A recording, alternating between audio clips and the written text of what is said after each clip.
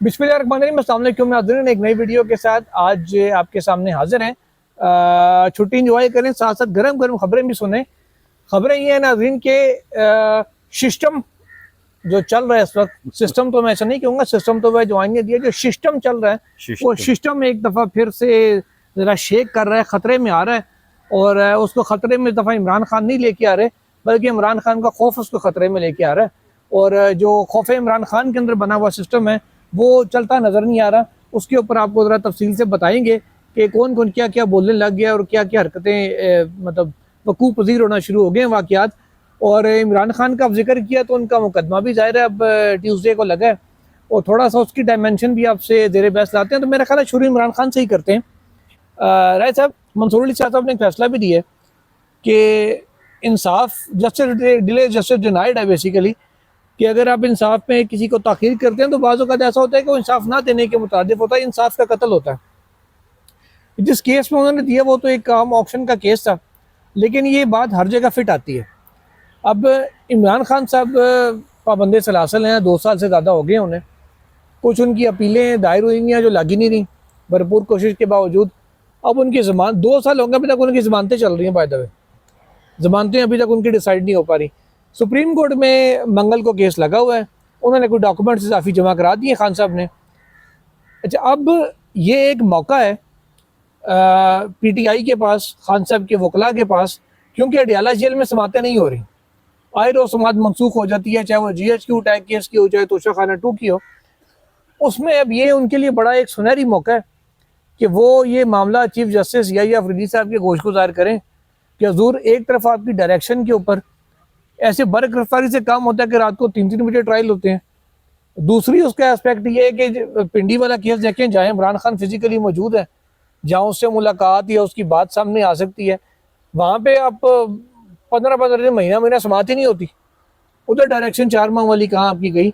ज़रा अगर आप ये कहेंगे कि जिस बेल इस शर्त पर दे रहे हैं या बेल नहीं दे रहे इस शर्त बात पे कि जी 4 महीने में केस डिसाइड हो जाएगा, तो ज़रा यह इस तरफ भी देखें कि जहाँ भी आप समात करने की पोजीशन में नहीं है या नहीं कर पा रहे, वजह जो भी है, इस सारे सिनेरियो में आपको इमरान खान का केस रिमांड होता हुआ नज़र आ रहा है वापस हाई कोर्ट को, या ट्रायल कोर्ट को कहेंगे उनने करना, ठीक है, या फिर आपको लगता है कि पीटीआई इसमें से कुछ ना कुछ गेन कर जाएगी। ये खबर डायरेक्टली जुड़ी है सिस्टम के साथ। जब सिस्टम को हिलाना हो तो सिस्टम को टक्कर देने वालों को थोड़ा सा मजबूत किया जाता है, या हल्का सा सिस्टम को आसरा कराया जाता है कि भाई जी वो भी आ सकता है। तो क्या लग रहा है आपको सारे सिनेरियो में सिस्टम के ऊपर आगे चल के बात करें? बहुत शुक्रिया ज़ुल्क़रनैन साहब, आपने सिस्टम की बात की और इमरान खान साहब के केस के हवाले से बात की, लेकिन एक खबर आप भूल गए हैं जो हमने डिस्कस करनी है, और वो बरसूर डिस्कस करनी है कि नवाज शरीफ साहब को कोरा जवाब भी दिया गया है, और वो जवाब NS 66 के हल्के से दिया गया है, जिसमें डॉक्टर निसार चीमा साहब ने उन्हें कहा कि मियाँ साहब, मैं फॉर्म 47 पे नहीं बन सकना, मैं टिकट उसी सूरत में लूँगा जब आप फॉर्म 45 पे मैं असम्बली में पहुँचूँगा। तो फिर आगे क्या हुआ ये खबर डिस्कस जरूर करनी है। चलो फिर हाँ, इमरान खान के बाद ये डिस्कस करें, फिर सिस्टम पे जाते हैं। अच्छा, ये मामला है कि आपने मुझसे पूछा जी कि क्या आपको लगता है कि केस लगा हुआ चीफ जस्टिस अमामुल काज़ियान जनाब काजी यहिया खान साहब के पास? जी जी, उनके साथ मियाँ गुल हसन रंगदेव हैं और जस्टिस शफी सिद्दीकी साहब हैं। जी जी। ये इसकी केस की समात 18 को हो रही है, बरोज 19 बरोज मंगल को हो रही है। अजूरे वाला बात यह है कि केस लगा हुआ है चीफ जस्टिस पाकिस्तान के पास, और चीफ जस्टिस पाकिस्तान का अगर ट्रैक रिकॉर्ड उनका माजी देखा जाए, मुझे सुप्रीम कोर्ट कवर करते हुए तकरीबन 2 साल हो गए, और चीफ जस्टिस यहिया खान अफरीदी साहब के पास जो भी हाई फाई केस लगते हैं ना, जितने भी, वो उसमें ब्लैक एंड व्हाइट फैसला नहीं देते बिल्कुल। वो उसमें ऐसा फैसला सादर करते हैं या देते हैं आइन और कानून के मुताबिक। वो कहते हैं मैं आइन और कानून के मुताबिक। ऐसे लोगों को भी आपकी बात सुनते हुए 2 साल हो गए। हाँ, आइन और कानून के मुताबिक, जिसमें ज़ुल्क़रनैन साहब ना पता चलता है दोनों फ्रीकैन को जीता कौन है हारा कौन है, किसी को पता नहीं चलता। इस केस में आपको क्या लग रहा है? मैं उसी तरफ आ रहा हूँ। इस केस में मुझे ये लग रहा है कि उनके ट्रैक रिकॉर्ड को देखते हुए आप कह सकते हैं कि चीफ जस्टिस ऑफ पाकिस्तान जनाब कहेंगे कि ये लाहौर हाई कोर्ट में भेजते हैं, हम रिमांड बैक इसको दोबारा देख लें, आप दोबारा कर ले, देख लें। अच्छा, वो ये कह सकते हैं, ये ब्लैक एंड व्हाइट फैसला नहीं दे, या इसको वो 4 माह वाली मुद्दत उसके साथ मशरूत कर देंगे, लेकिन ये ब्लैक एंड व्हाइट फैसला कभी नहीं देंगे कि 8 मुकदमात में ये इमरान खान साहब को रिहाई दे। अच्छा, आपको लगता है कि बेल उनकी नहीं होगी, ये किसी जरूरत दे ही नहीं सकते जी, क्योंकि फवाद चौधरी वाले केस के सामने, वो हमारे सामने उसकी मिसाल मौजूद है कि वो जब यहाँ आए, फवाद चौधरी साहब ने भले रोशरूम पर जाकर कुछ कहा, मैं सुने मैं आपको कुछ ज्यादा देना चाहता हूँ, वो फैसला दिया तो फिर पता ही नहीं चला कि फवाद चौधरी जीता या दूसरी पार्टी जीती। वो तो साहब तो खैर फतह का निशान बना के निकले हाँ। थे। अच्छा, आप नवाज शरीफ वाली स्टोरी पे हैं, ये निसार चीमा साहब ने क्या टिकट लेने से इनकार किया है, तब बताओ तारड़ साहब के जस्टिस मंसूर शाह साहब के हवाले से हम जो थोड़ी सी पहले बात कर लें, जो फैसला जो दिया है उन्होंने, जस्टिस डिले और वो तो नजर आ रहा है बहुत सारे केसेस में मियां साहब को डिस्कस करेंगे। तो उन्होंने बात वैसे जस्टिस मंसूर शाह ने बिल्कुल ठीक की है। ये NA 66 जो वजीराबाद का हल्का है, साबिक स्पीकर असेंबली जो है अहमद नासिर चट्ठा साहब, उनके बेटे अहमद चट्ठा जी, उनको डिस्क्वालीफाई किया गया था ATC की अदालत से, और अब उनके पास वक्त भी था कि वो हाई कोर्ट में रुजू करते, सरेंडर करते, उन्होंने शायद वो सरेंडर नहीं किया। तो उस वक्त को जो अदालतों का 30 दिन की मुद्दत होती है, उसके गुजरे बगैर इलेक्शन कमीशन ऑफ पाकिस्तान ने वो कमाल की फुर्ती दिखाई, शाह से ज्यादा शाह के वफादार बनते हुए उन्होंने इलेक्शन शेड्यूल का ऐलान कर दिया। इलेक्शन शेड्यूल का ऐलान कर दिया तो वहाँ पर डॉक्टर निसार चीमा साहब हैं, ये जो साबिक IG रहे, इफ्तिखार चीमा साहब मोटरवे के, जो कॉलम भी लिखते हैं, कॉलम नगार भी हैं, ये उनके भाई हैं।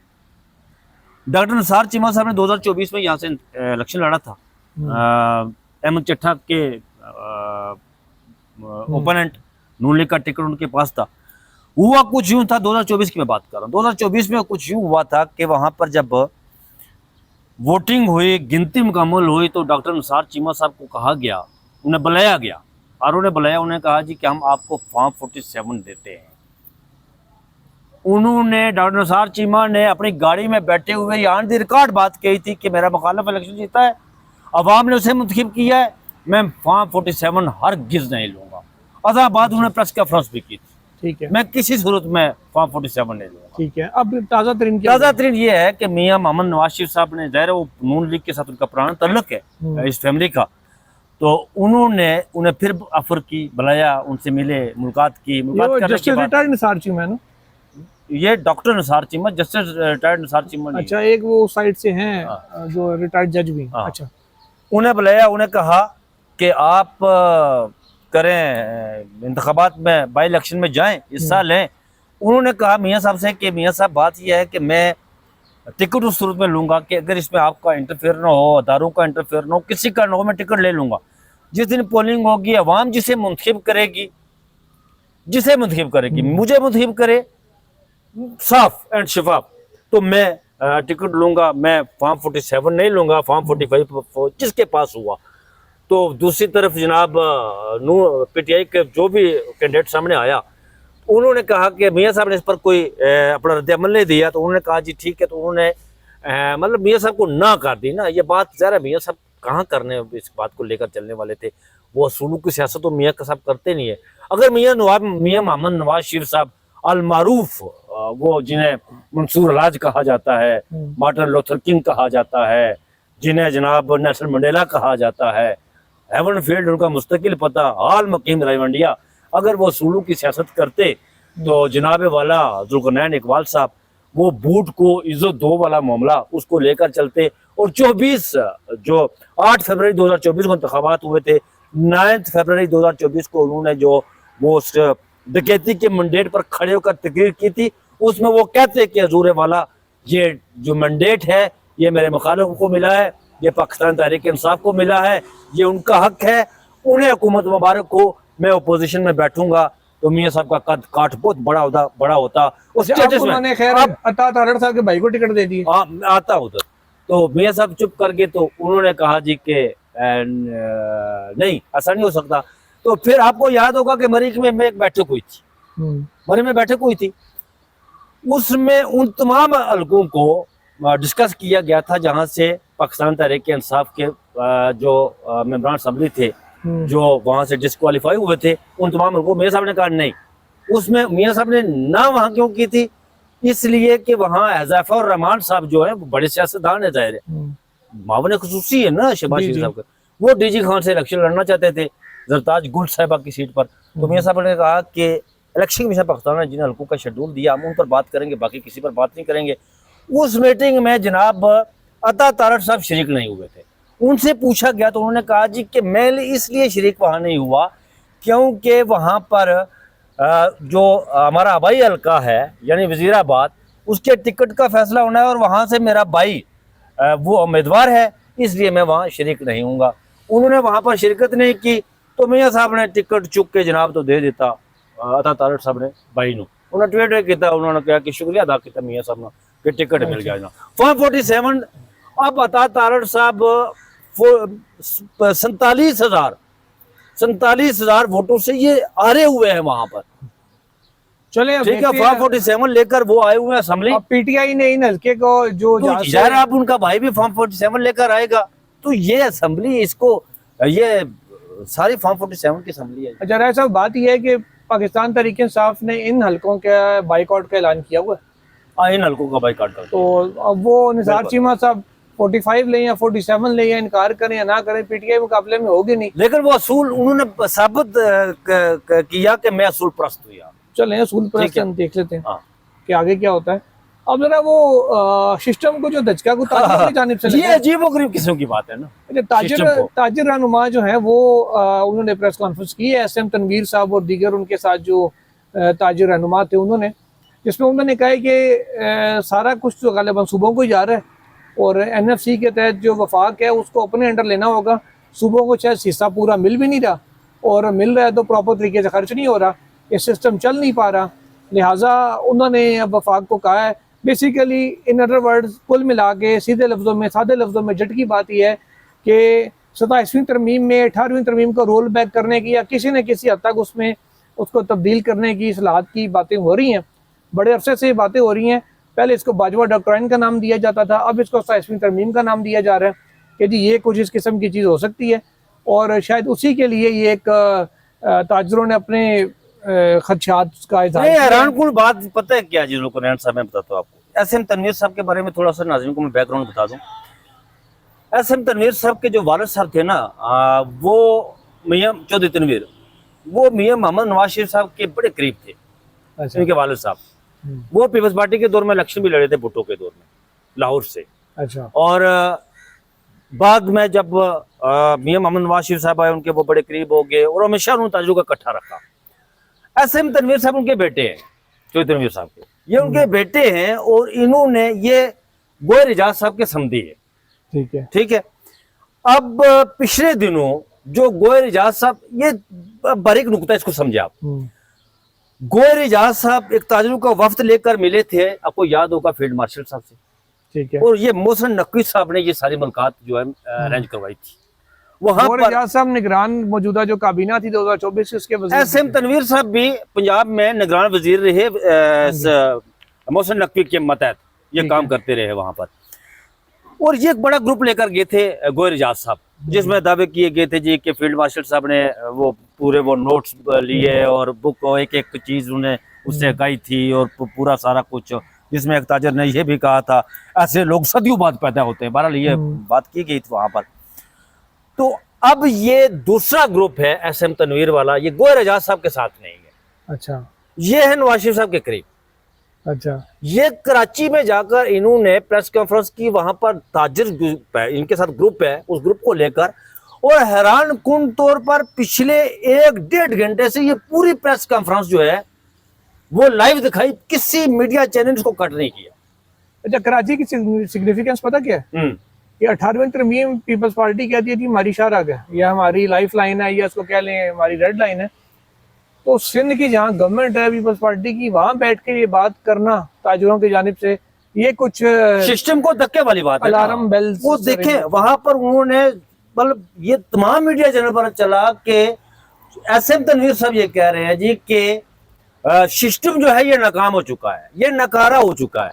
अब उनके ताजरों के मुंह से ये बात की ना, देखे एनएफसी अवार्ड पर डायरेक्ट बात की उन्होंने कि भाई एनएफसी अवार्ड का जो मामला है वो डायरेक्टली सूबों से वो नीचे आता ही नहीं है लोगों तक। उन्होंने कहा कि इसका मरकज जो है वो कंट्रोल के पास हो और सूबे मतलब वो पहली पोजीशन पर चले। बात जो आपने की ना कि ये 18वीं आईनी तरमीम जो है इसको रोल बैक करने के लिए रोल बैक न हुई, तो इसमें से कुछ अहम जो जिस तरह आपने कहा कि बाजवा डॉक्ट्राइन और फला फला फला, ये जनरल राइस शरीफ के दौर से ये सिलसिला चला आ रहा है कि 18वीं तरमीम जो है स्टैब्लिशमेंट के उनमें से कुछ चीजें जो है वो उन्हें नहीं अच्छी लगती कि यार इन्हें खत्म होना चाहिए, जिसमें फाटा बर्जर वाला भी मामला है वो 25वीं तरमीम में, जिसमें ये एनएफसी अवार्ड अब कहते हैं मरकज के पास कुछ नहीं, सारा सूबों के पास चला जाता है ये वापस। इसमें पिछले दिनों मियां मोहम्मद नवाज जरदारी साहब से बात सुने। एक बात मैं इसमें कहूँ, मैं इस सारे मामले में एनएफसी अवार्ड और उन चीजों के ऊपर तो मैं नहीं जाता, लेकिन मैं एक चीज को जरूर, एक खदशे को जेन्युइन जरूर समझता हूँ। कंसर्न वो मेरी हद तक भी ठीक है। देखिए रह सब कर्जे जो बैरून गैर मुल्की मारे हैं वो उतारना वफाकी हुकूमत का काम होता है, बिल्कुल ठीक है। अब सेल्स टैक्स आपको पता है सारे का सारा सूबों को जाता है, जो आपने सूबों को जाता है। अब वफाकी हुकूमत के पास सारा कुछ सूबों को देने के बाद आमदनी बचती क्या है, जिसके अंदर वो बाकी काम भी अपने करे और कर्जे भी उतारे। इस हद तक कहीं ना कहीं इस बात में दुरुस्ती जरूर पाई जाती है कि भाई कर्जे हमने उतारने हैं, आमदनी सारी तुम ले जाते हो, असी की करिए। ये बात बिल्कुल दुरुस्त है, आपकी इस बात में इत्तेफाक करता हूँ, लेकिन मैं सोच रहा हूँ कि जरदारी साहब क्या बेचेंगे। सर इसका कोई ना सारों को मिल बैठ के कोई सोल्यूशन निकालना पड़ेगा। जरदारी साहब क्या बेचेंगे सर, वो बिलावल साहब क्या बेचेंगे। अब देखिए जरदारी के पास सिर्फ दो चीजों का क्रेडिट लेते थे वो हमेशा, एक तो भुट्टो की शहादत का क्रेडिट लेते थे कि हमने जमहूरियत की खातर कुर्बानियां दी, मोहतरमा बेनजीर भुट्टो भी गए, मुर्तजा भी गया, जुल्फिकार भुट्टो भी गया, वो दूसरे का क्या नाम था यार, वो मीर मुर्तजा के दूसरे भाई का नाम था शहनवाज भुट्टो, शहनवाज भी गया, सारे गए, पूरी फैमिली चली गई। इसका क्रेडिट लेते थे वो लेते आ रहे हैं। और दूसरा क्रेडिट वो लेते थे हमेशा और लेते आ रहे हैं वो 18वीं आईनी तरमीम का कि भाई इसका माथे का, ये हमारी माथे का जुमूर है पीपल्स पार्टी का और ये हमने किया। अब मैं सोच रहा हूँ कि जरदारी साहब क्या बेचेंगे, भुट्टो साहब क्या, बिलावल साहब क्या बेचेंगे, चले मियां रजा रब्बानी साहब क्या बेचेंगे। ये सिस्टम को देखिए, दो आंसू आएंगे, ये सिस्टम को ये टीजर लगाया जा रहा है ना, कभी एक तरफ से आता है जनाब, कभी दूसरी तरफ से आता है। आज इस तरफ सोहेल वड़ाई साहब ने लिखा कि जी शहबाज शरीफ साहब 18 घंटे काम कर रहे हैं, उधर से ये सिस्टम वाली बात, ये कुछ हजम होने वाली बातें नहीं है। देखिए अब ये जो हल्की फुल्की मौसीकी शुरू हुई है ये पक्के राग में कन्वर्ट होती है या सिर्फ ये बाथरूम सिंगिंग तक ही रहती है, आने वाले दिनों में वाज़ेह हो जाएगा। तब तक के लिए दीजिए इजाजत, अल्लाह हाफिज़। अल्लाह हाफिज़।